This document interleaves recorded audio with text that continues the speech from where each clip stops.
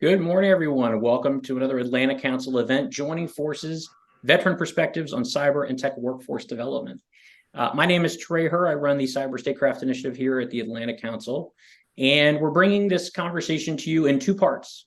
The first, a fireside chat with two folks that have spent a tremendous amount of time working on both veterans issues and cybersecurity workforce assistance, and then a panel of veterans who have transitioned into the cyber workforce to give you their perspectives on this issue, things that they've thought about, maybe issues or assumptions that we haven't really considered.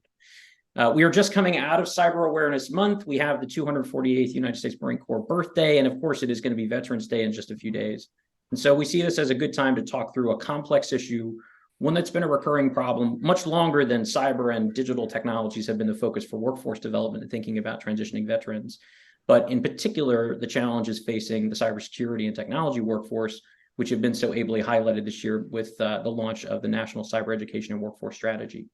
To start the conversation off, I have with me two superlative individuals to join us. The first is Lindsay Knight. Lindsay is the Executive Vice President of Social Impact for Blue Star Families, and Craig Newmark, founder of Craig Newmark Philanthropies and creator of the Cyber Civil Defense Initiative. Thank you, Craig and Lindsay, both for joining us. We're going to take a few minutes to talk through the big picture of this issue before we get into individual perspectives. And so, Craig, I want to start with you. You've been an active philanthropist in this space for a number of years, and we've seen you commit to pigeon rescue, cybersecurity, and the support of veterans, especially those transitioning from uniform, amongst a myriad of other philanthropic initiatives. Is there a linking thesis for you, something unique that drew these to each? And I should note, and we're grateful that you are a supporter of the Atlanta Council, our Street Initiative, and Blue Star Families, all represented in the group today. But I'm just curious your thoughts on these three. Overall, my deal is that I'm trying to help defend, protect the people who help pretend and defect our country. And that means supporting things like veterans, active service military families, doing whatever I can to ask everyone in the country to do their part regarding cybersecurity. This is kind of like World War II, where everyone was expected to play a part. That's the overriding theme to things. Also, I'm a little self-indulgent. I love birds, and I may have a sense of humor, hence the pigeon rescue stuff. We're grateful on all three. I'm curious for you, where do you see the role of philanthropy in this space? Thinking about the relationship between that activity and public policy change, what have you seen most effective in driving change in those spaces? In philanthropy, we can do things and faster than can often be done by government. And for that matter, sometimes faster and more effectively than large-scale private industry, even though they're the ones with the deep pockets. So I can move faster. And what I've done is created a large network of people who can give me good advice in these areas and to also tell me when I'm being stupid about something. I do have the advantage of not knowing what I'm doing. And since I know that, I get advice from people who do. Let's turn to one of those folks right now. So, Lindsay, I want to ask you this. One of the things that really stands out to me in looking at Blue Star Families is this inclusion of research as a part of the mission alongside advocacy and engagement. It's not something we always see in this space, sort of assume there's a set of problems and we all understand them. Tell us a little bit about Blue Star Families' mission and why the need for research to support policy change on these issues was such a significant part when the group was founded in 2009 through to today. Yeah, thank you so much for that question. And also thanks to everyone for being here and Craig for the continued support of Blue Star Families. We are just so thrilled to be part of this entire network and to be bringing lots of different partners together to accomplish this work. So Blue Star Families, for those of you who don't know, is the nation's largest nonprofit serving military and connected families. We have about 270,000 members, and we impact about 1.5 military connected individuals annually. We were founded back in 2009, as you pointed out, because frankly, the face and composition of our military has changed dramatically over the course of the 20th and 21st centuries. And perhaps most significantly, this year is the 50th anniversary of the all-volunteer force. And with that shift from a conscripted to a volunteer service, frankly, the profile of the service member in our nation has evolved over time. from, young single men, if you think back to World War II, to really individuals with family who are structuring their career and lives around service. So I'm sure many of the people in this room and audience have heard the phrase, you recruit the service member, but you retain the family. So our really statement and mission with Blue Star Families is, if we're not approaching the challenges that the military lifestyle poses to the family as a unit, then we're going to face a domino effects that undermine our ability to retain these service members, but also maintain our national security. So this is really where we view Blue Star Families as playing a role. We blend geographically and culturally relevant programming with rigorous program evaluation and also long-term relational member-level engagement to support military-connected families wherever they serve. And we do that through, I'll get to the research part in a second, I promise. But we do that through a really large programming portfolio, as well as a research and policy wing. So our programming portfolio really runs the gamut. I'm hopeful many of you have heard of Blue Star Welcome Week. Craig is a huge supporter of it. Welcome Week happens every September. It's where 600,000 families have a permanent change of station every year, and we want to make sure that they feel welcomed and seen by the communities that they are joining. So we host a series of events to let those families know that there is a place for them in those spaces. We also have a really robust careers program where it's a 14,000 member strong workforce development community aimed at supporting military spouses in their career trajectory. We have a suite of programs called our Blue Star Support Circles that provide peer-to-peer connection using a cohort model to really build support networks and channel resources to caregivers, to veteran support networks, and specifically around suicide prevention with veterans. We have a campaign for inclusion, which is both programming and research as a wing to increase the sense of belonging and community support for underrepresented military families. And then we're also approaching this work digitally. At the beginning of 2023, we just stood up a digital community called The Neighborhood, which is to connect our members with one another wherever they are located to really start forming a stronger civic fabric, both with our military connected families and the communities that they are in. And the overall goal of all of this and our research is to increase our members' sense of connection and belonging at the community level, improve social cohesion, and leverage our research findings to really elevate innovative policy solutions to those longstanding military life challenges. As you pointed out at the top of this tray, we are a data-driven and evidence-based organization, and we have been since our founding.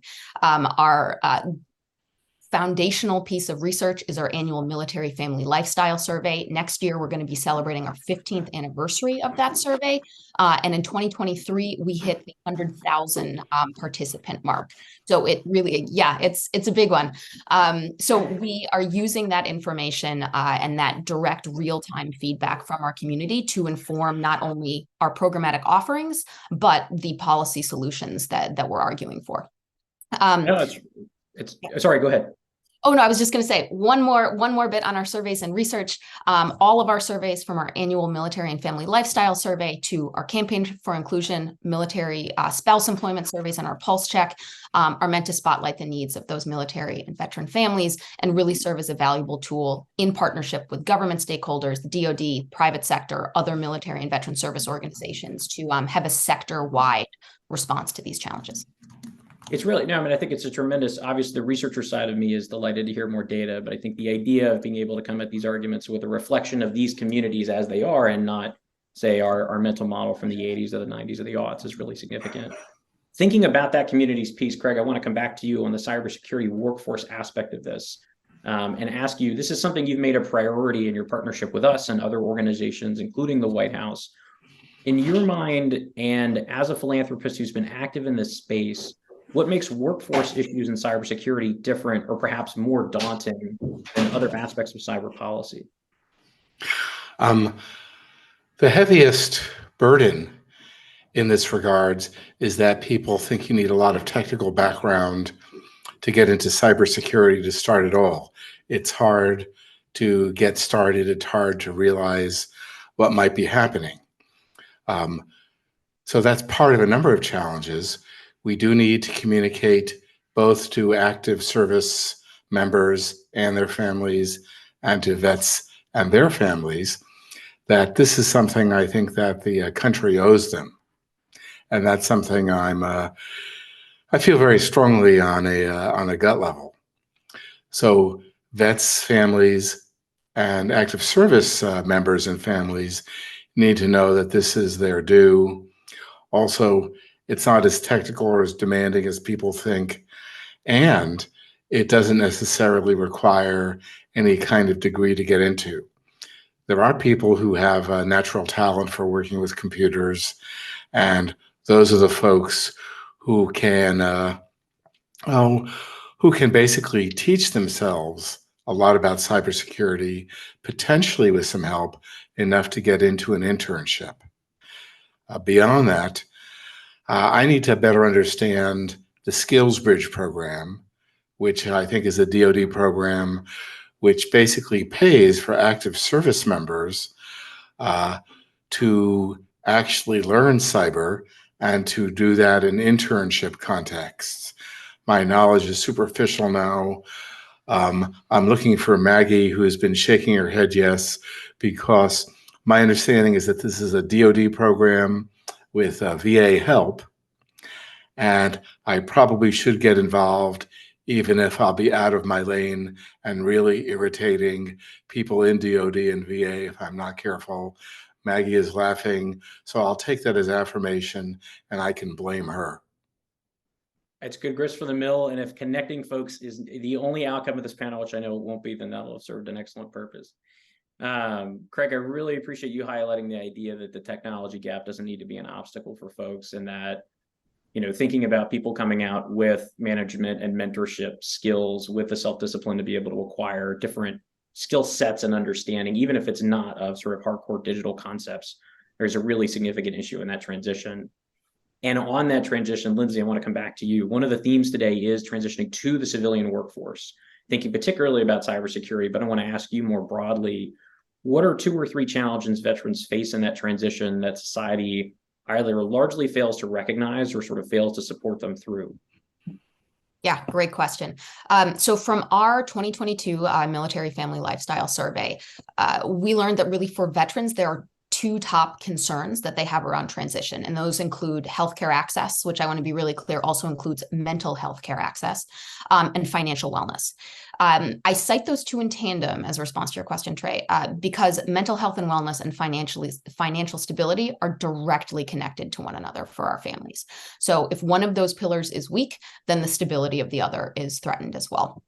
So I'll spend less time on the mental health and wellness part of it, but I think it just bears mentioning in this audience. Community isolation is a major challenge for veterans as they are transitioning out of the armed forces, and cultural competency on the civilian side is a massive need for that veteran community to make sure that that transition is a positive one and they wind up in a new community and it isn't just that continued feeling of isolation. But more to the point on general financial wellness and economic stability, and also how this sort of parlays into the conversation around cybersecurity. We know that housing costs, major home repairs, excessive credit card debt are all primary financial stressors in our veteran community. And I know we're talking about cybersecurity as a workforce opportunity here, but it's worth calling out that veteran and military families are also at heightened risk of cyber fraud compared to their civilian peers. So I think it goes hand in hand in terms of educating the veteran community, not just on opportunities for vocation within cybersecurity, but how they are uniquely disadvantaged in terms of cyber fraud, they and their families, by the way. So again, in that 2022 Military Family Lifestyle Survey, we found that 14% of our respondents had experienced identity theft in the past 12 months, and 16 had experienced cyber fraud in the past 12 months. And we know this is several times higher than their civilian counterparts. So just again, questions of cybersecurity directly connected to financial wellness and economic stability.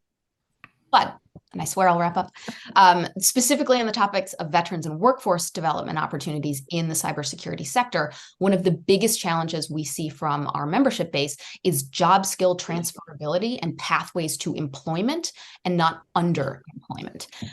So one of the things that we hear all the time from our members, as well as our corporate partners, is the informational challenges faced on both sides during that transition and hiring process.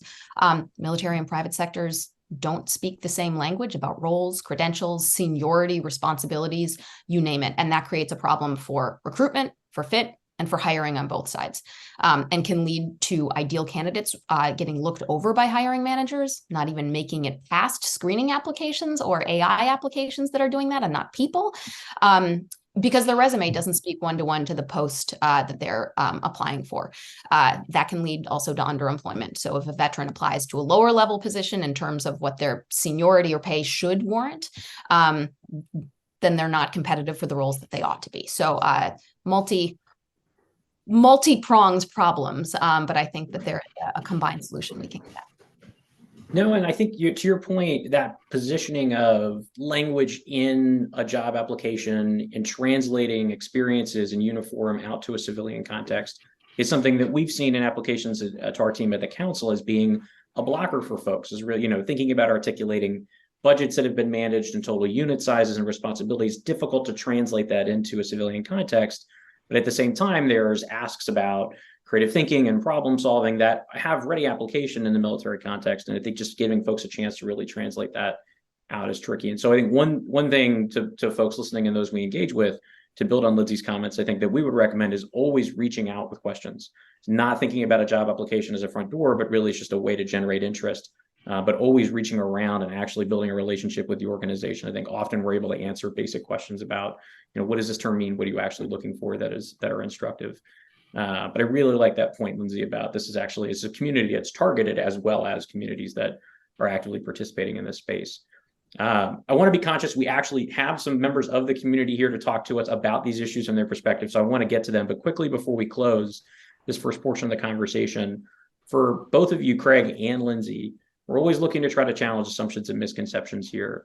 What's one misconception that each of you might call out about veterans in the cybersecurity workforce that we can try to put rest here today, or an assumption that you feel like really needs to be scrutinized? Why don't we start with Lindsay and then close with you, Craig? Yeah, I'll really just build off of what I was saying earlier and what I am sure the panel will get into in more depth. I think the biggest misconception is really that the information to navigate employment in cybersecurity, or any sector for that matter, is transparent and readily available to the veteran community in question.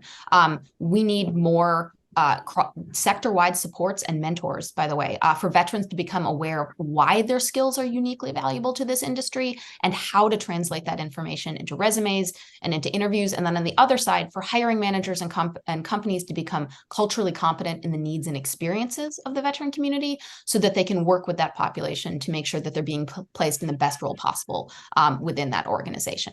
So yeah, just to your point, Trey, it takes that community response and honestly that individualized response where if that hiring manager sees the resume and is like, oh, I have the background to know, I know what you did in that context and it's not reflected in your resume. So let's actually talk about what the best fit at this organization is for you. And then just going that extra step to make sure that it's the best fit for both. I like that idea of bridging to fit rather than trying to apply it. Craig, let's go to you. Misconception or assumption to be challenged? The hard part is the cultural divide between military and civilian populations. I've seen it as a normal thing. People just find it really hard to communicate, and people of goodwill are frustrated in this regards. We don't know what to do, and that includes myself. And my solution is basically to embrace the awkwardness and to plunge right in and deal with the cultural misfit. It's going to happen. It might wind up being funny. Civilians are going to have to get used to being called sir now and then, and just to deal. I'm speaking as kind of Forrest Gump of the internet here. My success stems from, happy accidents, and then just plunging in. And sometimes that's the best way to deal with things. A note for Lindsay and our new volunteer, Maggie, is in 2010, we hope to use automated means to translate military occupational skill codes to civilian job descriptions using rather simplistic technology compared to generative AI. Generative AI might offer a solution path to make it easier for hiring managers and HR people to actually understand what those skill codes mean. So I'm glad that Lindsay and Maggie are so eager to volunteer. I'm waiting for Maggie to shake her head more. Okay. Thank you. Appreciate that both. Lindsay and Craig, thank you both for joining us today, but I think also for the work that you're doing. And Craig, obviously the impact that you're having across a multitude of organizations in this space. We both appreciate it, and I think would welcome you all back to see what we can do about this as we're moving forward here in the future. With that, let me close the fireside portion of our event and turn you over to our able co-hosts and dynamic comedy duo in budding terms here. Maggie Smith is currently an Army Cyber Officer and is a non-resident senior fellow here with the Atlanta Council Cyber Statecraft Initiative. Mr. Will Loomis is also a non-resident senior fellow with the Cyber Statecraft Initiative and an associate director with the team who leads our work in this area. Let me turn it over to them to take you into the panel. Thank you all very much. I look forward to the rest of this. Yeah, thank you so much, Trey, for the intro. And thanks again to Lindsay and Craig for taking the time to join us this morning. I'm really excited to transition into the panel here. And Maggie and I are really excited to get started. I am going to quickly introduce our four panelists here, and then we will jump right into questions. First, we have John Costello, Deputy Director and Senior Fellow for the Guadarini Center for AI and Advanced Technologies at CSIS. We have Andrew Ike, Tech Congress Fellow and for the House Select Committee on Strategic Competition between the U.S. And Chinese Communist Party. We have Brandon Pugh, the Director for Cybersecurity and Emerging Threats at the R Street Institute. And we have Josephine Long, a Senior Consultant focusing on maritime safety, security, response, and cyber. Thank you all for joining us. I know Josie is having a storm in Denver right now, so we might have some connectivity issues on her side, but appreciate everyone powering through that. Now that we've introduced everybody, I'm going to take moderator's prerogative here and kind of ask a first question. First and foremost, I would love if everyone could briefly walk us through your background and your journey. How did you get to where you are today? We'll start with John and go down that list in order. Thanks, Will. Thanks, Lindsay, Craig, and Maggie for the forthcoming questions and the presentation so far, and for, frankly, for all the work you guys are doing in this space. Career started off in the military, 6 years. I was a Chinese linguist for the world's finest Navy, what General Schofield would describe as the aggressive arm of the U.S. military, the U.S. Navy. So I transitioned out around 2014, moved to D.C. from where I was stationed in Hawaii, knew no one, knew nothing, had a very small bedroom at some random middle-aged guy's house, and really started my career over in D.C., focused working for a small defense contractor. Didn't have a degree, just coming from enlisted ranks. And from the period of 2015 to 2020, got a degree, got sober, inshallah, and was lucky to be able to work at DHS under Chris Krebs and Jeanette Manfra, work under Mark Montgomery, under Cyberspace Solarium, and then finally established the Office of the National Cyber Director in the White House. So it was a very small and accelerated period of career development. But I attribute a lot of that to my time in the military and what it sort of prepared me for. But there's a lot of things, and I think we're going to get into some of those questions. A lot of things I wish I would have known before I transitioned out. And look forward to the questions and look forward to the discussion. Awesome. We'll go to Andrew next. Hey, wonderful. Thank you for having me. Real quick disclaimer from me. Here in my own capacity today, nothing I say, no stupid comments or anything like that, reflect the stance of the Select Committee on the strategic competition with the Chinese Communist Party. So now that I've got that out of the way, just by way of background, spent a little over a decade in the Marine Corps, got out, didn't take a pause to try to catch up. And then I just went right into the workforce. The Marine Corps gave me some technical skills, and I wanted to keep building on those technical skills, cyber things, stuff like that. So I did that for a little while, went into consulting after that. I don't really have a incredible fun backstory at all, but more technical than anything else. Got the opportunity to come out here with Tech Congress, which I highly recommend everyone check out. And that's kind of where I've wound up today. There's been some bumps on the road, which I'm sure we'll jump into later. More than happy to share those, but that's me. Great, thanks. And I know we're going to cycle back on some of the Tech Congress stuff. So over to you next, Brandon.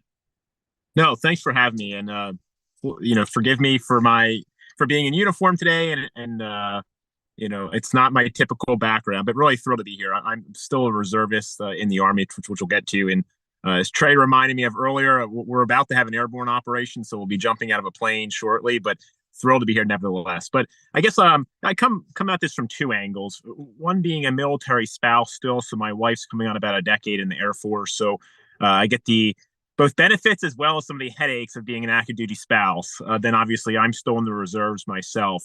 But in terms of my career path, it's probably inverted from a lot of the speakers. I was working as a civilian, was serving in state elected office and appointed office, really loved it. And they had an honorary commander program where they matched civilian leaders with military leaders. And I was matched with a couple of general officers, really loved it. Got to do some cool things like jumping out of airplanes at the Golden Knights, race with Army NASCAR, but I always felt like I'm missing something. I haven't served in uniform myself. So long story short, I left that position and decided to go into the Army. Started as a judge advocate, and then I transferred to an airborne civil affairs unit about 3 years ago or so. Now I'm a traditional reservist, but I also have a position at West Point with the Army Cyber Institute because I don't want to get away from my cyber roots. In the civilian world, I'm with the Archery Institute where I lead our cyber policy team.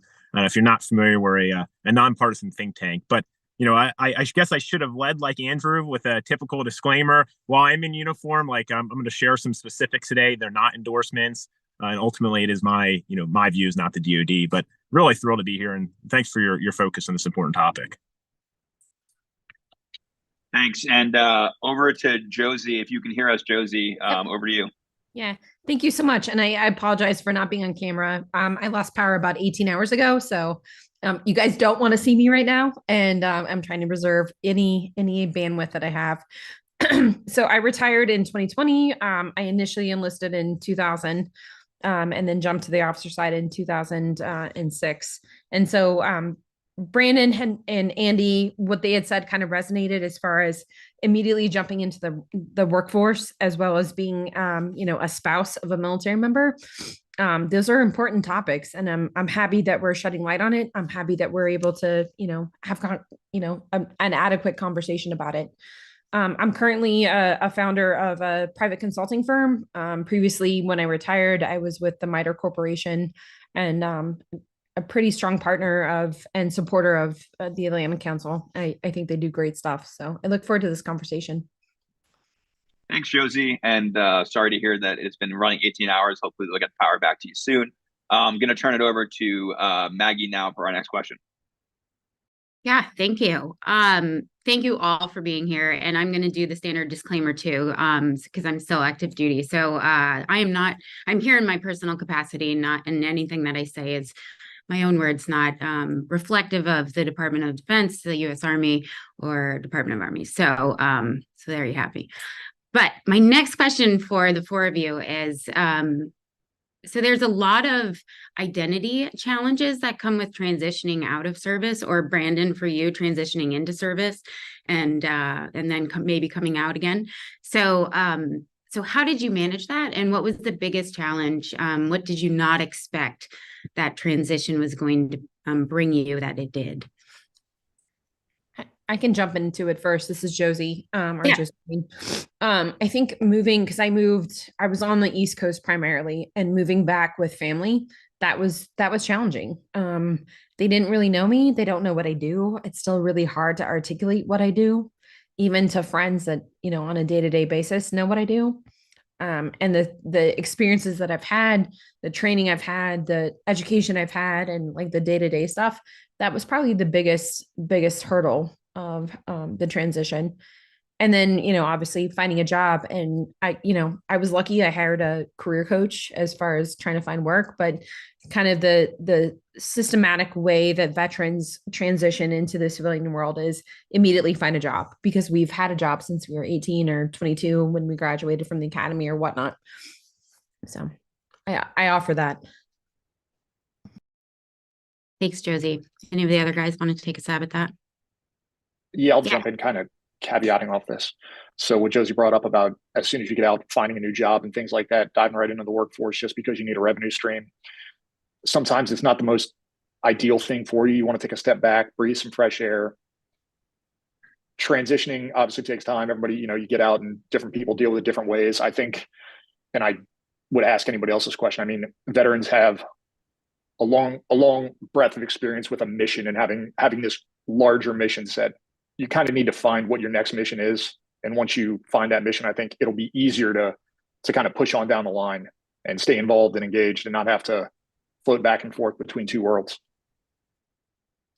Yeah, I just to add on to that, I think a couple of thoughts. I would say that there's actually some benefit to considering. I'm in a traditional reserve capacity now, but I think especially if you're coming off active duty or there's some merit to staying in the reserves because you haven't completely lost the military side. And if you're used to that, it is a neat way to stay in both worlds. As part of that, there are challenges like that entails now having to balance a civilian career, potentially family and kids, along with a military commitment. And, it's not the 2 days a month that everybody tells you the reserves is. But I would say all in all, like, I can't imagine now not having both of those balances. Yes, it's not the same experience as, if you're on active duty, but you have that opportunity to mobilize or deploy if you want to get back into it. So I would say that's definitely something worthwhile to consider and could help a transition.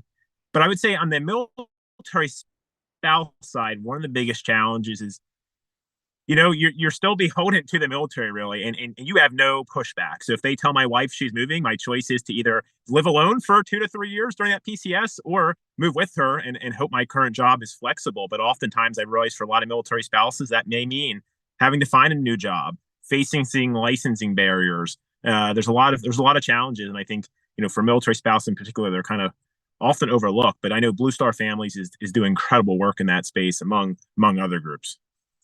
Yeah, I love the discussion about the spouse. My husband and I were both in as active duty service members, and about a decade ago, he got out. And then since then, it's been really challenging because all of a sudden, like John, he needed to finish up his undergrad and then found himself in a career. And that wasn't necessarily his plan when he enlisted at the age of 23, which is older anyways. So it's really interesting. So John, I want to ask you, having to go back to school or choosing to go back to school, and then a whole bunch of life changes that were pretty dynamic for you. And now finding yourself where you're at. What part of the identity of being in the military have you brought with you, and what have you kind of chosen to leave behind, and how was that difficult or beneficial for you? Sure. I mean, I would have to echo some of the panelists. A mission-driven mindset, I think, is one that both the private sector and certainly the government, civilian government, they value very, very highly. I think some of the issues that I hit from an identity perspective is just loneliness, getting out of the military. I cannot emphasize enough, especially if you're moving to a different area. Loneliness is a huge barrier, and one that you were not prepared for. You do not have NCOs who are over you, or junior officers that are over you. They're constantly pinging you or asking about your welfare for whatever reason. And you're outside of, I think, your traditional one. Speaking sort of as enlisted, this is nothing against O's or officers in general, but there's a different perception of an enlisted member coming out of the military versus an officer, irrespective of what your capability is, irrespective of your educational background. And if you don't have an educational background or the same level of credentials, you are operating at a disadvantage, not only for what you qualify for, but also what the private sector is willing to pay you. And that was a huge, I think, difference for me. From an identity perspective, I don't know how the panelists sort of feel, but working for the private sector, it's hard to get into the same mission level mindset. That was a major challenge for me. I was trying to find how what I'm doing contributes to the national good, the national welfare, when I think the principal priority is the bottom line in a lot of cases. So I found a lot of balancing that in government service. But I don't want to take up too much time, so I'd yield back to the moderator.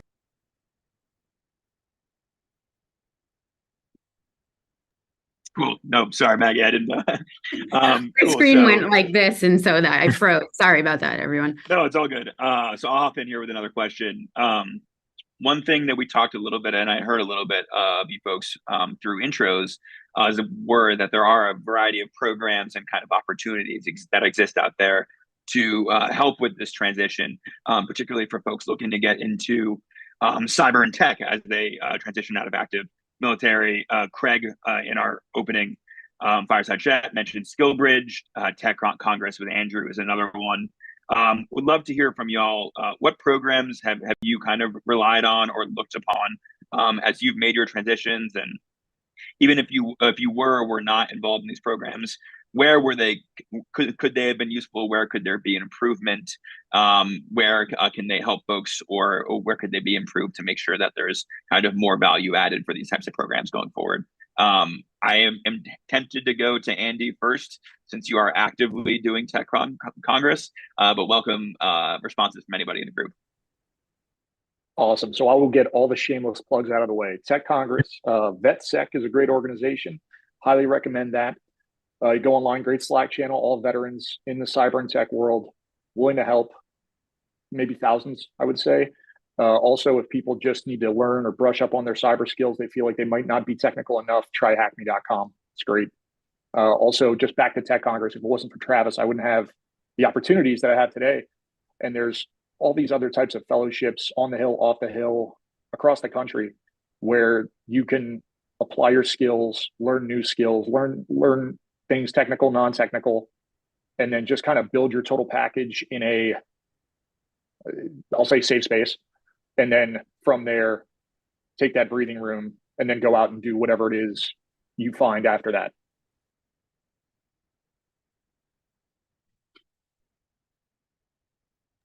I'll hop in to echo Andy. I was also Tech Congress alum. Tech Congress is a pivot in my career, moving from I think probably in the same way Andy, from something that's very technical and relied on what I learned in the military, something that's pivoting towards policy. It was an absolute necessary step to broaden the perspective and learn how to speak to policymakers and learn how to translate a lot of what I knew into things that were applicable to law. That was incredible, and I owe a lot to Travis and his team and his program. The other thing I would say, and I know Maggie, I think you're belong to a number of these professional associations of Old Crows, a Military Cyber Professionals Association, Military Writers Guild. Each of these are sort of epistemic groups that can connect you to a broader network, and I use those in my transition, not only as a means to keep myself busy, to keep the sort of mission level, the mission mindset with sort of like-minded people, but also to learn new skills and to expand my network, my professional network beyond, what I was available in Hawaii in the Navy and with the NSA, which was powerful, but it was still very insular. Yeah, I have a couple thoughts as well. I would say, fortunately, there are a lot of programs out there now. I think sometimes it's a matter of getting the word out that they exist and talking about their merit. I think that puts a lot of burden on, like the four of us and to Maggie as well, like to really be champions of that. I mean, to touch on one that I took advantage of was America Corporate Partners. I only held public sector positions, then military positions, and I'm like, I want to see what the corporate world is all about, but admittedly, I've never done that before. So long story short, they can match you with a mentor who's a leader in that space. And it's usually a year long, and you meet once or twice a month, and they help you, consider opportunities, consider the corporate world. And, in my particular case, I had a very senior executive with a tech company who was my mentor for a year. And that was extraordinary. Somebody at that caliber willing to take that much time to spend with me was really neat. And it qualifies for military spouses as well. I would say for resources out there, it really depends what you're looking for. If you're looking on the education front, Vets in Tech does some phenomenal courses. The SANS Academy has free courses as well. And it's a really neat opportunity if you're a veteran in MOS that's not technical or cyber related to try to learn a new skill or new asset, especially while you're still serving. But likewise, if you need help with job searches, hiring our heroes is great. On the mentoring front, there's multiple mentoring programs. So I would say if anybody's listening today and you are a veteran, you're still serving, and you're not really sure, I don't want to volunteer the panelists, but in a way I will. Reach out to us. We can point you in the right direction. Sorry if you didn't want to be lumped into that.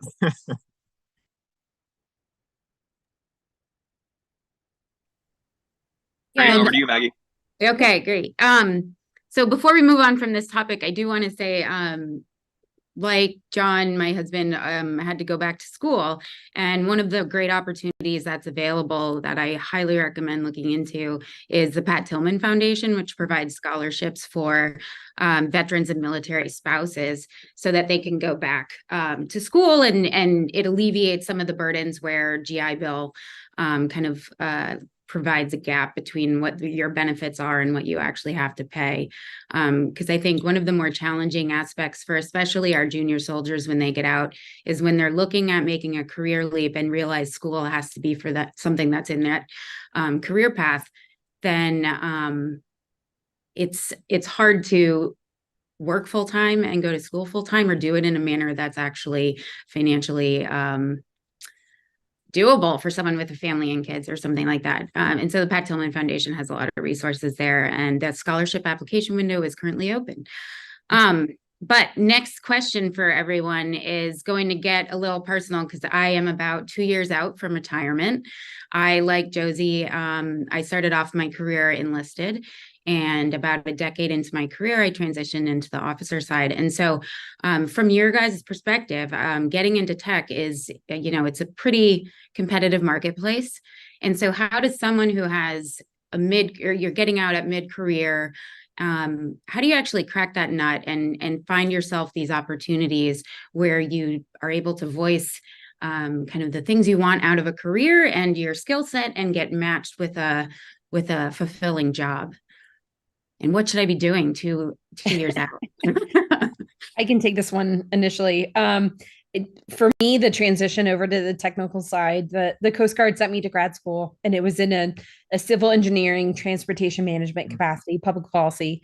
But they figured it was easier to train somebody like me that had extensive maritime experience to do the cyber kind of conversation with maritime industry than it was to turn a cyber, for better, we're keeping this lighthearted, a cyber nerd into how do you talk to maritime industry? How do you talk to, these salty sailors?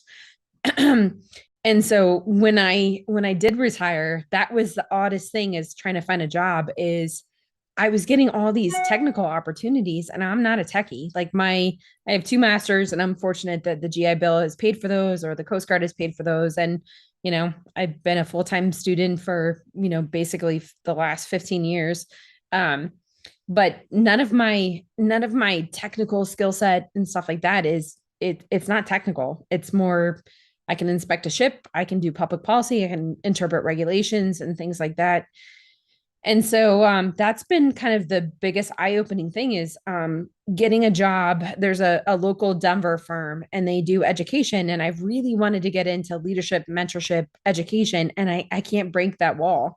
But cybersecurity, I'm in, but I don't have technical degrees. So I'm not sure if I'm entirely answering your question, but I think once you break into the field and you're in that kind of nexus and you have some understanding, and what I describe myself, or at least I try to articulate to other people, is translating technical stuff to between the highly technical, the PhDs, the guys that are on the keyboard, guys or gals that are on the keyboard, to the folks that are, executives and whatnot.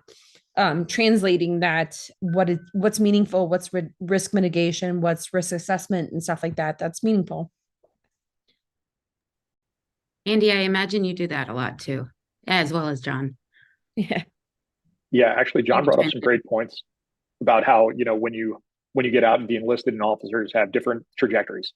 So there's one thing to be said for take advantage. If you're 2 and 3 years out, take advantage of every PMP certification, any of those free things that you can get. Add the resume bullets, add the things that are gatekeepers past the resume AI stuff. And then at the same time, it can't be dismissed how valuable your clearance is.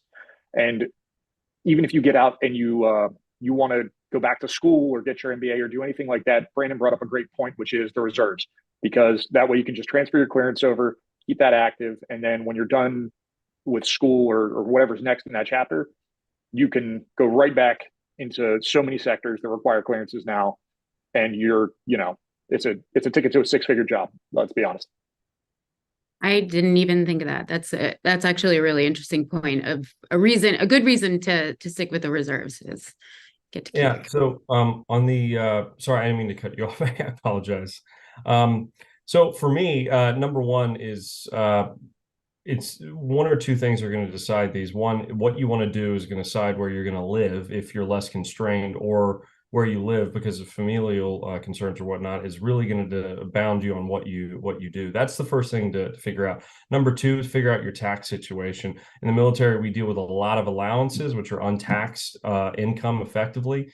That was the number one thing. It took me 2 years to figure out how not to owe a ton of taxes at the end of the day. That is a very operational thing, but is very important, I think, for a lot of cash-strapped military members. I gotta agree with Andy. Figure out a way to ensure that at the very least that your clearance has not expired at the end of your EAOS. It happened with me because of backlog and Snowden issues. They just extended us to the end of our EAOS, but it is massive. At least at the very end, have like a few years remaining so they can be picked back up by another organization.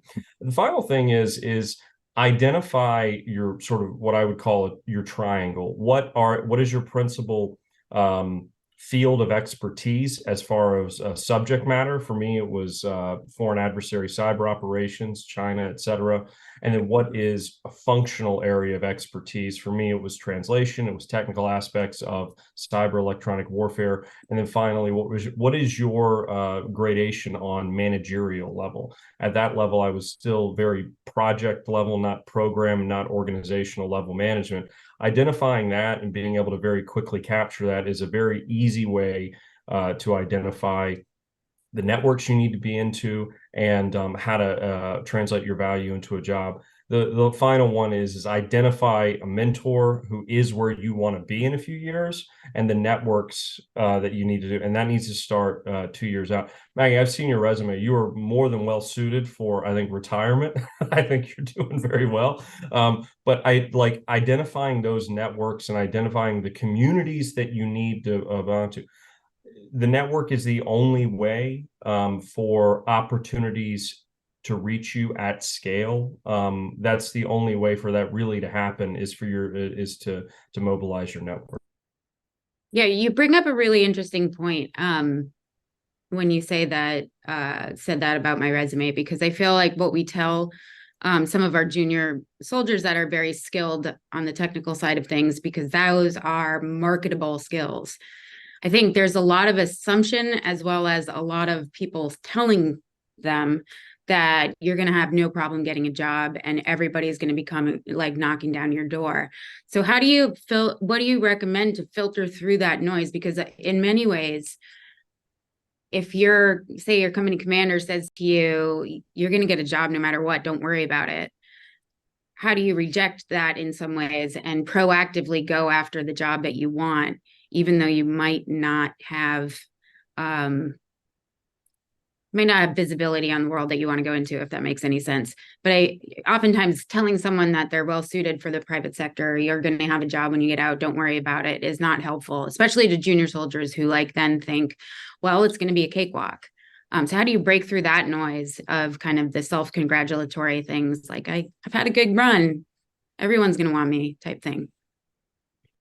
Maggie, I think you raised a great point. And if that's the truth, then great. Then doing anything additional can't hurt you, can only help you. So I would say it's really a matter of just do more. And truthfully, I don't want to scare anybody that's listening that is in this situation, because you should still be active, but you shouldn't wait until you're getting out of the military or you've already transitioned. This should really be a 1 to 2 year out thing, if not before. For instance, I think John was saying, it's a great point. Look for how you can get engaged in this space in addition to your traditional military service. Do it in your personal time at nights and weekends. Consider whether you can go to a conference in a field you like. Do you want to write? I mean, I'm not giving you legal advice as a judge advocate, but 9 out of 10 times you can write while you're in the military and speak if you do it right. So those are incredible opportunities, and I really can't underscore the importance of having a mentor. There's very few people that will not, assist you while you're in the military. I always tell people your best times are when you're a student and when you're in the military, because people want to help you, and it's not as creepy as like somebody now that's like 5, 6 years out because they think, oh, they just want to sell me something. They're a vendor trying to sell me. But if you come at it as like, you have a skill set, you're where I want to be. Can we just have an informal coffee or lunch? Candidly, like, it takes a lot of time, but it's usually 1 or 2 times a week that I do that for somebody, just because that's how much it means to me. And I think it can make the worlds of difference to help somebody navigate, through what is actually complex, even if it does seem straightforward. No, I love that, because there's a lot of pardon the phrase, but shut up and color in the military, and you kind of just go with the flow. You go where they tell you to go. You don't have a choice about orders. You can be the squeaky wheel, but then that is problematic, right? And so actually proactively asking and reaching out for assistance, similar to Lindsay was talking a lot about some of the mental health aspects and all that type of stuff. Asking for help is okay, even when it's like job help. Mentors are there to assist, and oftentimes, the best emails that I get are from students that I've had that email me and ask, can you write me a letter of recommendation? And I'm like, yes, I'll do work for you, that type of thing. So I think that's a great point. I really appreciated all of the insights, because I think that's probably the most daunting part for me, is when I face this kind of cliff. And in addition to like realizing that I'm going to have to figure out healthcare, which is going to be a nightmare, but we'll do that with Blue Star families. But is just like, it feels like a cliff, because one day you're in and the next day you're out. And one day you're a military service member wearing a uniform, and the next day I have to figure out what I'm going to wear every day. And so I think that's a really, mind-blowing concept that I'm facing right now. And all of you have done it very successfully. So thank you for sharing your insights there. I'll hand it back over to Will. Thanks, Maggie. And in a second, I think we're going to transition to some questions from the audience. Since we're getting a couple of really good ones, particularly, I'm going to cycle back to a question on the mentorship and networking conversation that we're having here in a second. And a reminder to all those in our audience, if you have questions, please go to askac.org and submit them on there, and they'll come straight to our moderators here. So I wanted to jump off of something that John mentioned in his previous answer, where, talking a little bit about how his technical and translating skills were particularly useful for him coming out. From all of our panelists here, what was one unexpected skill or experience that you found to be useful or valuable as you transitioned out of the military world into the various roles that you have now? And since John is smiling, we'll go back to him first, and then happy to take answers from the rest of the group. So, I mean, like, first of all, I would say pure civilians are fantastic workers, and the diversity of civilian competencies, diversity of military competencies are they eventually converge the same. But I do know the few things in the military really help. Number one, being very curt and direct. It very helps, especially on the Hill. Andy, I think you're hitting this now, where you can summarize and distill something down to, here's what you need to know. The contrary part of that is the soft skill of, especially in a corporate environment, of not being too direct, beating around the bush just enough. I think for people to say it's something that has been very difficult for me to learn. Trey and I have been friends for a long time. He's probably seen that evolution of me developing that soft skill by necessity. I would say another thing is the sort of get stuff done mentality. At some point in time, a mission or a requirement requires you to, this is my weekend, or this is just something that I have to do.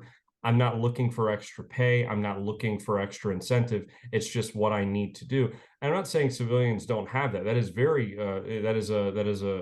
something that's very prized, I think, in a lot of different circles. But you see that a lot with veterans, is that's just the nature of the work, which is, I'm not doing this for money. I'm doing this because I'm intrinsically motivated. That is something that definitely benefited me coming out. Yeah, I completely agree. Oh, there go the lights. Oh, we're back. So, completely agree, John. I think that these skills you have of being able to put in the work and do the work when a task comes up, it's not a okay, let's put this on the back burner. Let's do other things until then. Uh, Veterans have already been through hard situations, and showing up to a job is not a hard situation that is daunting to most veterans.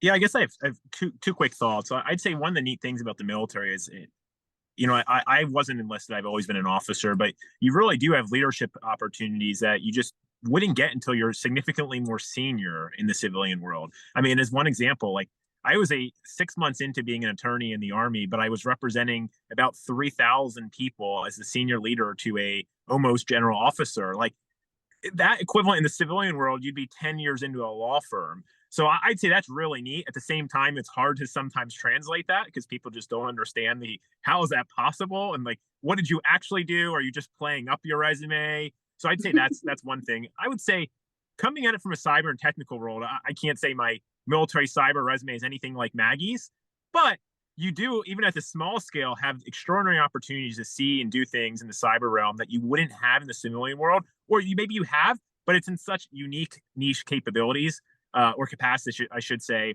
I'd really play them up, like talk about some of the cool things you've done that the average civilian may not have the chance to do, but then take that added step and translate that, because that is, I think every panelist, along with Craig, said that today, is like, it's not always the easiest sell to translate these skills. Really put some time into it. Meet with an HR manager in the civilian world, have them proactively help you. That way you're not just saying military titles and putting them on a civilian resume. You want to set yourself up for success. And real quick, can I just add something to that, since we're talking about military resumes? I think we can all get the memes and the jokes about people that were company commanders and putting CEO or COO on their LinkedIn. Let's not do that. Let's bypass I wasn't that a CEO, Andy. I'm not sure if that qualifies. I will Exactly. I agree.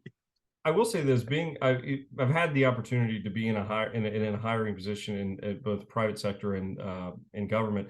And one thing if you have a veteran, one thing that it's reliably known, they are very good at approaching a job with humility, whatever the job that needs to happen. I mean, so from a startup environment or a small concern, especially if you're hiring from a small concern, we're in a situation where we got to take out the trash. We all have to pick up a shovel on occasion. That is perception works for, I think, military veterans, is that they're always down to get the job done no matter what the job is, and they can follow directions. They would not be getting a good discharge if they weren't able to do that. So I think that's just perception. I think it's one that all military members share, because that's how you make it through your time in service. Yeah, those are all really interesting thoughts, and I definitely appreciate both the kind of the emphasis on the willingness to get down to work on some of the ugly stuff as well, and the kind of bringing the curt being able to speak freely mindset and really summarize stuff in a good way into whatever world you're transitioning out of. Maggie, over for you if you have one more question. If not, we'll take a few from the audience. We can go from the audience. I think we're ready for that. All right, cool. We'll take an audience question or two, and if we have extra time, we can cycle back to us. All right, first question here. If you could tell your pre-transition self one thing, what would it be?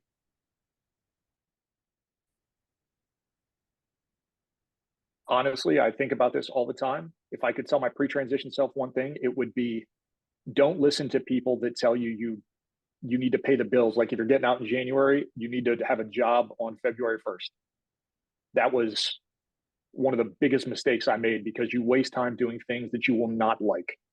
You'll find a job, and it'll be in kind of the same sector. If you're technical, you'll stay technical. If you're getting out of the military in any kind of operational capacity, you'll go contract, things like that. And then you'll get looped into that cycle.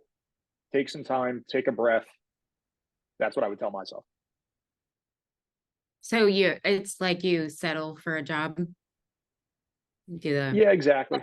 I think that Josie just dropped off, but SkillBridge is the military's attempt. It's a 180-day program where transitioning service members are able to spend time working with an approved, there's a, if you're a private company or a federal entity, you have to apply to be part of the Skill Bridge program on the employer side, but you essentially retain, as the transitioning service member, you retain, all of your military pay and benefits, to include healthcare, all of that stuff, BH, all of your benefits, and you get to work for 6 months as an intern at whatever organization you choose. There's a couple of fellowships that I know that do it. Hiring Heroes does it, and then all of your kind of Deloitte, JP Morgan, big companies have a Skill Bridge program as well, but it gives that 6-month transition period where you're still in the uniform and you'll retire at the end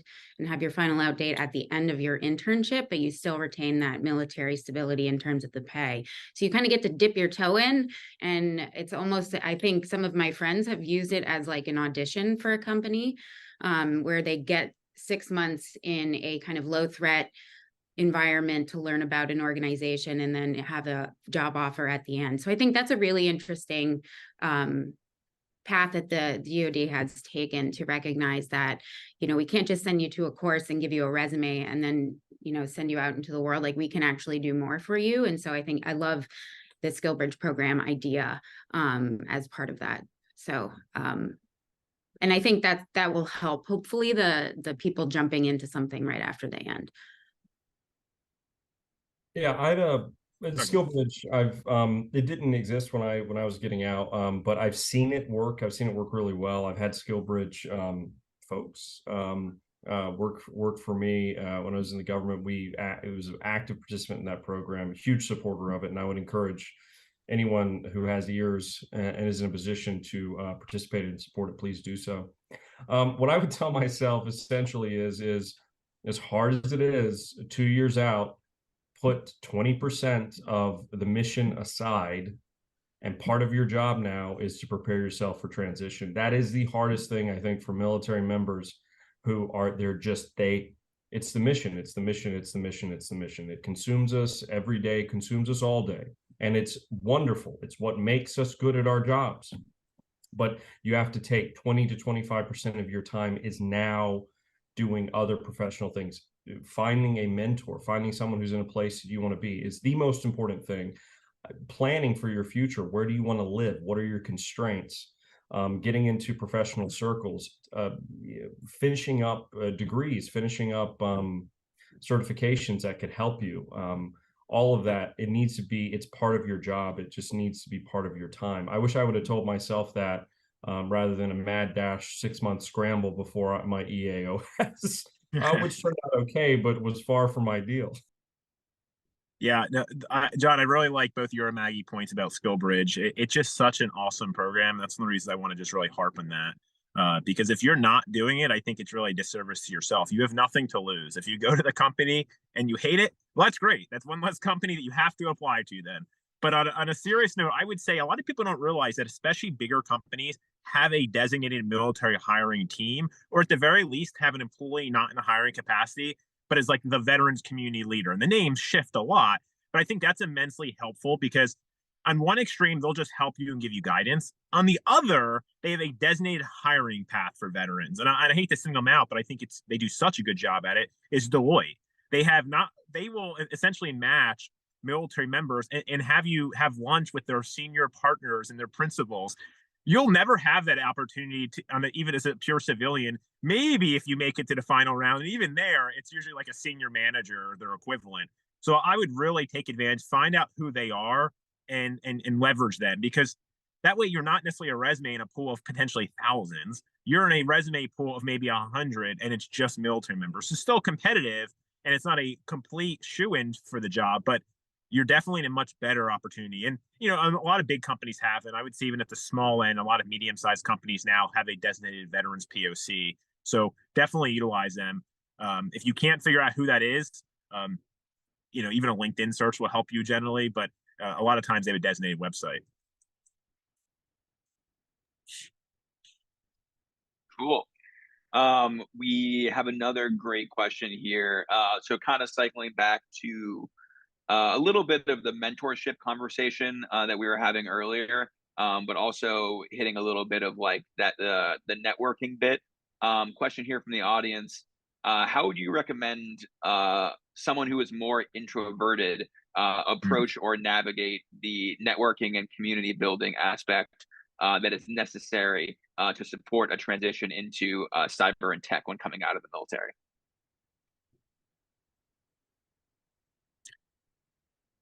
Go ahead, John. Yeah, I'm happy to take. Believe it or not, I'm introverted. I'm just anxious. That's why I talk a lot. And that's really hard. I mean, I got to tell you, I was not a fan of COVID for a lot of reasons, but I was a fan for one reason, is it put introverts and extroverts on the same playing field, where there was no advantage to attending the 10 to 50 happy hours that are during the week in DC. There are military cyber professional associations. I do know someone who is neurodiverse and can be, I think, a little bit difficult sort of talking in person. Communicating or conversing over email helps lower the barrier, I think, quite a bit. Some of those professional associations, military cyber professional associations, Military Writers Guild, can get you in and so some of those programs do have mentorship programs as well. Text-based format, I find, tends to, again, is a lower barrier of entry for someone who is introverted or someone who is neurodiverse, which is a barrier. That is a very real barrier, I think, for a lot of military members in technical fields. So those are two. I would also say this to anyone who's listening: feel free to reach out to me. Brandon already volunteered me, so no, so reach out to me. I'm happy to help and happy to tailor communication according to need. But there's a lot of people out there that want to help. I would find someone who's been in a similar position you're at, who's at a senior company, and just reaching out to them on LinkedIn, even just a text message, say, hey, look, I'm looking for advice or guidance. What's worked for you? What hasn't? I would be shocked if they did not respond. All of us like to take care of not necessarily junior, but military members who are facing the same challenges we are. I know that's not a comprehensive solution, but it is something that can work for now. Yeah, a couple thoughts. I think, John, you have a good point. I'm naturally a very extrovert person, if you can't tell. I love speaking and I love meeting people, sometimes to a fault. So maybe there is a happy balance, admittedly. But I wouldn't be, I know it's almost sometimes a matter of pushing yourself. I wouldn't be shy, because if you don't, people aren't always going to come to you. Yes, there's that off chance somebody will see your resume or reach out to you. And I actually have had that happen, but I'd really make that connection. And worst that can happen is you don't hear back or they reject you. But the best case scenario, they become a long lasting, connection. Share just a quick story. I won't name them, but you could probably figure it out based on their title history. But I was really interested in the intelligence community. I'm like, what's it like to be an attorney there? I don't know. I don't know anybody that works there. I'm just in the military. So I not in my military capacity, for any DoD people listening, I just wrote a random letter to the general counsel of the CIA saying, I'd love to meet you. Can we have lunch? And I'm like, they're not going to respond, but I'm just going to send a letter to the main CIA address and say, dear general counsel. Sure enough, I heard back. And not only do we have lunch, they came and did like an actual keynote. So yes, that's not going to happen every time, but I use it as just an example of, there's no harm in doing it. I think most people want to see, military members and their families succeed. So I would definitely encourage you to do that. But, even start small, just try one-on-one and, have one meaningful relationship versus, maybe 1,000 that you just know on a, and then last final thought, I promise, is most people view networking wrong. I don't view it as like, what can I get from them? Actually make it a relationship. So if you meet somebody, keep them updated on what you're doing in life. Ask them what they're doing in life as well. It shouldn't be just a purely transactional thing. Like, one of my mentors now, he just said like, hey, how's your family going? Just completely out of the blue. And I'm embarrassed that I didn't think to do that first. So I would really make it a two-way street. I love that. And I'm a chronic overtalker too. So Brandon and I know each other. So getting the two of us in a room can be dangerous. I have the last question I'll ask is, so if there's one hack, like for me, this is what I would offer as the hack. I collect business cards whenever I go to a conference, and then I make a list of people that I need to follow up with after that conference, because I always meet people, get really excited about talking to them, and then completely space like their name or contact info or whatever. So I'm a business card collector. That helps me with networking. What do you all offer as a tip or a tidbit to get better at networking? I learned this, I think, fairly late in my career, and I learned this from the White House Fellows when I was working there. Thank you notes. They're required to do thank you notes. I don't know if I'm spilling some type of state secret for that program, but basic human decency is, and sort of some of those cordial aspects are, they stand out. They really do. Hey, I just wanted to take a moment and say thank you for speaking with me, etc. That's a huge deal. I gotta echo Brandon. That was some stellar advice. Viewing these relationships as not transactional, but also shifting your focus. You are not seeking to get something. You are seeking, from a very practical perspective, you're seeking to show other people what you bring to the table to help them fill their needs or needs of other needs that they're aware of for other people. I mean, we're all part of a network. We all know someone's hiring over here, that person's transitioning out. The more that those can be connected in a way is helpful. So for those who are shy or introspective, looking at it purely from ruthlessly practical terms, if nothing else, I think helps lower the bar a little bit easier. But the hack really here is just basic decency, sending a quick note. Hi, how are you doing? Would love to chat sometime. Hey, thanks for your time. I really appreciate it. It makes a huge difference, and also engenders the type of relational, non-transactional relationship I think Brandon was talking about. I think John hit the nail on the head. You're not going out asking everybody you meet for a job. You're just going to meet people and do exactly that, build a network. Also, develop an elevator pitch that you can give about just some of your key highlights and some of the things you do or are doing, projects you're working on or have worked on. And, practice in the mirror, practice when you meet people. Yeah, maybe I'll just say two quick things. I would say respect the person's time, especially if they're in a higher profile position. On one extreme, don't email them daily or perhaps even weekly. But then when you do meet them, if it's a follow-up lunch, go prepared. Like, know what their background is, know what, have some like thought through questions, then send a follow-up. Then really a challenge for anybody now that is transitioning and is perhaps out of the military in a civilian career. Now the burden's on you. Get back to these people. Don't ignore their LinkedIn requests, their emails. Obviously, we can't help every single person. We have day jobs ourselves, but you should be challenging to yourself to sign up for one of these programs.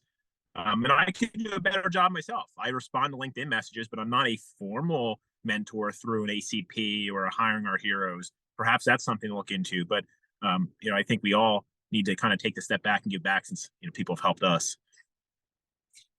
Yeah, some really great points there across the board in terms of basic human dignity or decency, saying thank you, stuff like that being important. And the note on a lot of this relationship building is not transactional. Some of the most fruitful networking that you're going to do is when you actually just become friends with somebody and you're not approaching them with a specific ask or need.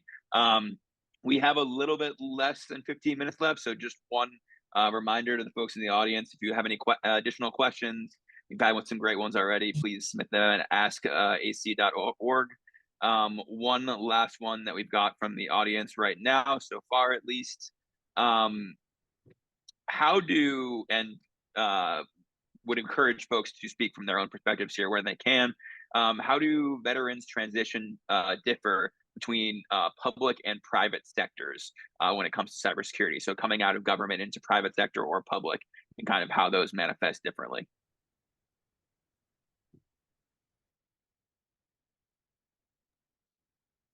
I think I'll just, speaking for myself here, I think if you go into the private sector right out of the mill, you're gonna see just in the cyber side, you're gonna see a harder focus on hands-on keyboard for some things, depending on what position, but you'll see you will see stricter requirements. You'll see people who are coming from Silicon Valley who've been coding and building exploits their entire career as civilians, and then you'll have to go compete with those people. The bar might be higher, maybe. I don't know. Somebody can correct me if I'm a little bit off on that. But yeah. I came out into defense contracting. I mean, just talking about just from my perception, I think the private sector is, in my view, is a little bit harder for military in certain circumstances. The Beltway, unless you're a defense contractor or one of the big four firms, it's got government clients, and chances are you're going to be working with government clients.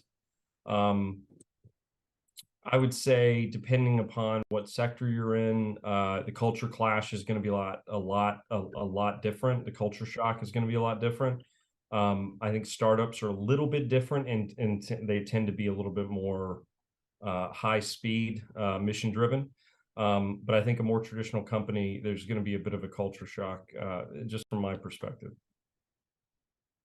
Yeah, a lot of my career has been public sector, which I've actually enjoyed because it's different than the military mission, but there are a lot of parallels. So, for instance, even working with the state legislature, yeah, it's not like national defense, but we would focus on homeland security and cyber issues at a state level. So there was a lot of parallels between the two. So I think that was helpful. I mean, I kind of mentioned earlier, yes, I don't think the reserves and National Guard are for everybody, but I do think it's kind of a neat way to make that transition. And if you ever find yourself in between jobs, they're usually really good at finding you, putting you on orders or mobilizing you and taking a lot of that burden off that I won't have a paycheck now or I won't have health care. So if you're not happy with where you are, it is kind of a neat opportunity to know you do have fallback. And then opportunities to mobilize and deploy are actually plentiful. Maybe not as much on the deployment front these days, but on the mobilization front. So maybe I'm not as helpful in the private sector side, but that's kind of where I would see things in the public sector side. Yeah, Brandon, the only problem with that is you don't get to sport a glorious beard. I mean, waiting for the military to liberalize their facial grooming standards to update it to modern, modern stylings. No, it's funny you say that, John, because I probably look bad every other time, but I only can grow a beard out for about a month. And it's funny because I hate to even mention this because people are going to think I'm trying to sound immodest, but I'm not. I was on C-SPAN maybe like 6 months ago or so, and I had a beard, and to the point where my commander was watching, he's like, "I didn't even recognize you." He's like, "Good thing we don't do beards in the military," because he's like, "I don't know if I like that look." I'm like, "Well, thanks. That's real reassuring." I was wondering if we were gonna get a John Beard comment. Over to you, Maggie. I saw you on mute. I know. My husband got out and instantly grew a beard, and there was a recent time, like 3 years ago, when he shaved it, and we were like, my daughter and I were like, "What did you do? Put it back." You can't go back. My kids No. wouldn't recognize it. Yeah, it's really interesting.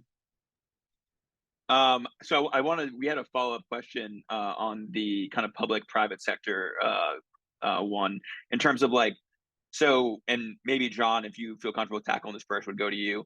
In terms of not necessarily private or public, but more like academia routes or think tank land, other kind of opportunities that don't neatly fall into one of those two buckets. What does that look like for in cyber and tech land, but also more broadly for folks that are transitioning out of the military in terms of option? I mean, it's possible, and it is an option. I mean, the sort of warrior poet scholar is, and I don't say that as a pejorative. It's a real thing. It's a viable career path. I would say members need to be aware that the income the income is not as good as with the private sector or the government. And I would say it can be weird to navigate what the metrics of success are. And I would say that for any job coming into it, having a conversation very early on with a senior manager or whoever's doing your performance review, what is the specific metric that my performance is going to be evaluated against? If it's profit and loss, it's profit and loss. If it's revenue and funding, if it's number of publications, if it's et cetera, having that conversation early, I think, is really, really good, because I think military members will come in and have a very clear, they'll have an idea of what the mission requires.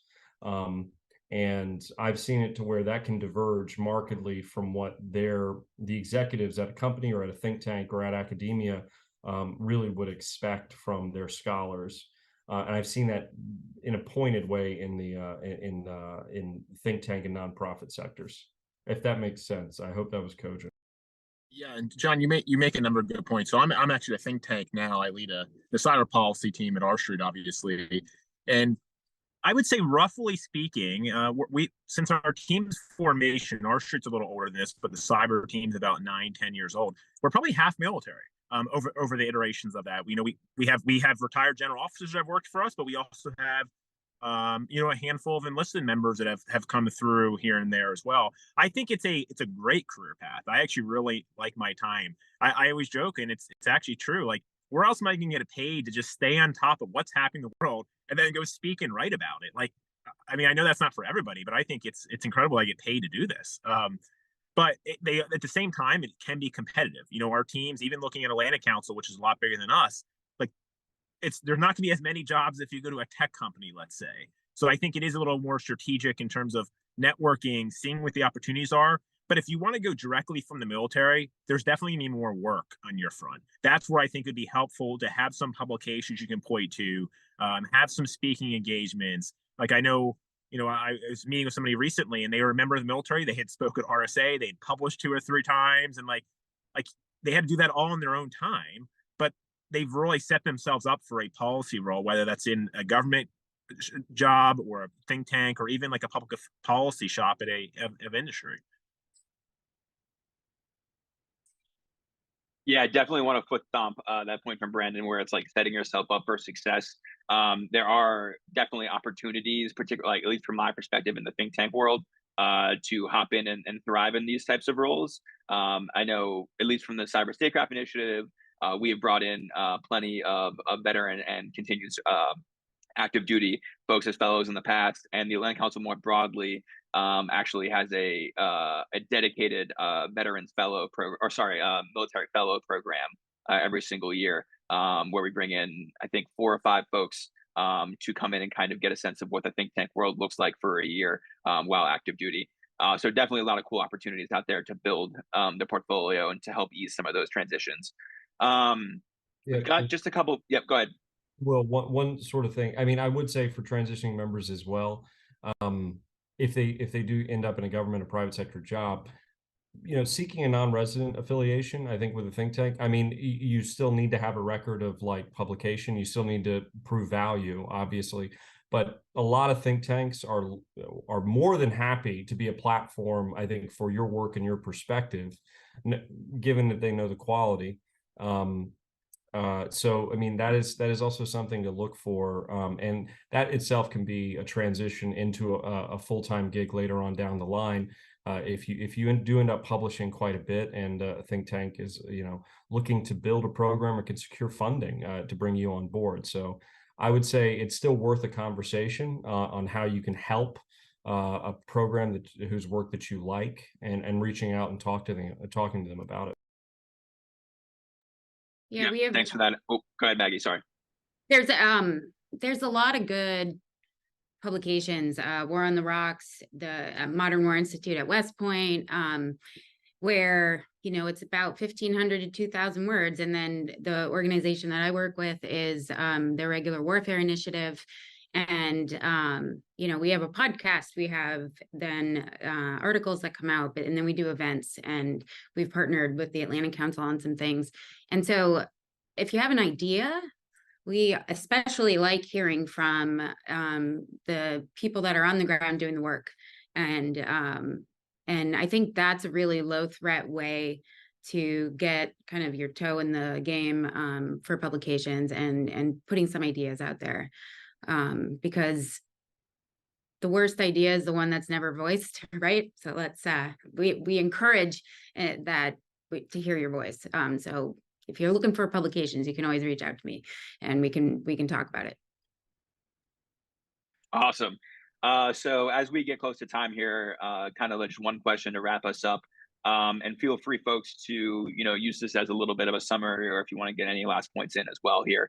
Final question: what would you say to other veterans who are interested in a career in cyber as they start to make these transitions? And let's start with Andy, and then go to Brandon, and we'll end with John. So veterans that want to start a career in cyber, literally just hack the Pentagon and they will give you a job. I've seen that movie before. But honestly, just go out there, get your skills out there. I think we've all brought up some very great points. So just echo what everyone else said. Yeah, I think probably the biggest point for mine is just realize you don't have to be just a technical expert. Like, yes, if you are, there's definitely jobs for you. But if you're an attorney or a policy person, or you've held a variety of other capacities in the military, there's definitely an opportunity for you tech and cyber. I think that's the best thing. I think Trey, to bring it full circle, mentioned the workforce strategy from the White House. I think it's one of the better points that they raised, is that there is an opportunity in cyber or tech for everybody. And if you don't see yourself, reach out to one of us and we can certainly help you navigate that path, because that's going to be the only way we truly, solve this workforce shortage that we've heard about year after year. So no, thanks again for doing this program. I would say, just sort of as a final point, and this is a response to something Maggie mentioned earlier, you're going to be told over and over and over again, yeah, you're not going to have any issue finding a job, you're employable. That is absolutely true if people know about you. I hate to say this, but you are a product, and products require marketing. And so getting yourself out there, getting your work out there, getting your ideas out there, getting networked, are all very important things. Being specific and very concrete about what you're looking for, and tailoring your plans, and your writing and your network and your outreach behind that is absolutely essential. But no one's going to do that for you. People will help you, but they have to know that you want help. And that is absolutely clear. Sending that signal flare up is the most important thing in my view. Yeah. So thank you all. Really appreciate those points. Just to close up here, huge thank you to all of our panelists, to Lindsay and Craig from the Fireside Chat to open us up here, and to my co-moderator, Maggie, for taking the time out of your busy days to join us all. This was a really important topic, and really appreciate the insights and the discussion here today. As Trey mentioned earlier, thank you to the Atlantic Council staff, who helped us organize and execute the event. We can't make these things happen without you, let alone all of this beautiful production value that we have these days. To our audience, thank you for taking the time. Again, we put this all on for y'all, so I really appreciate you joining us today. We'll have more work in this area coming down the line in the next couple of months, so keep an eye out and follow us on Twitter/X, whatever it is these days, at CyberStatecraft. So thanks again, all. Appreciate it, and have an enjoyable and relaxing weekend. Take care.